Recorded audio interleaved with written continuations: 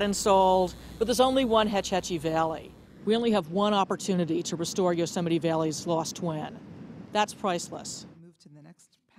Lois Wolk formally requested the state of California to evaluate the restoration proposal. And we thought it was an idea that was so big and a vision so extraordinary that it needed the governor to weigh in. And we wrote a letter to the governor and we said, we think this is extraordinary, worth further study. Take a look at this. We think this is something the state and the governor can do. And he agreed. The state of California released their report in the summer of 2006, and they supported the concept of restoration. The opponents are now put in the position of having to move to their second line of defense, which is it's too costly. And frankly, that's a losing position for them. The science is done. No one's arguing with that at this point. So at that point, the conversation becomes about the value of restoring Hetch Hetchy Valley and the cost of it.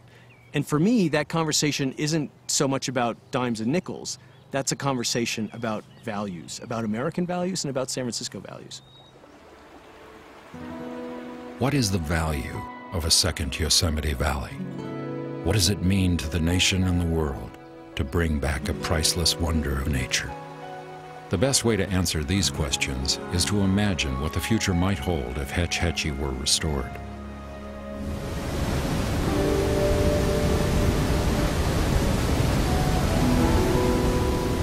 Scientists have suggested that water in Hetch Hetchy be drained off slowly, exposing a few hundred acres of the valley floor every few years.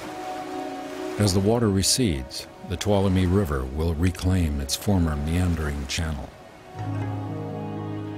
In the very first year, grasses, sedges, and rushes will push up through the mud flats.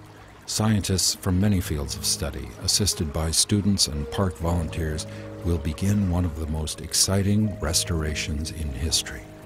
This could be the premier site to learn how to recover long-lost habitats.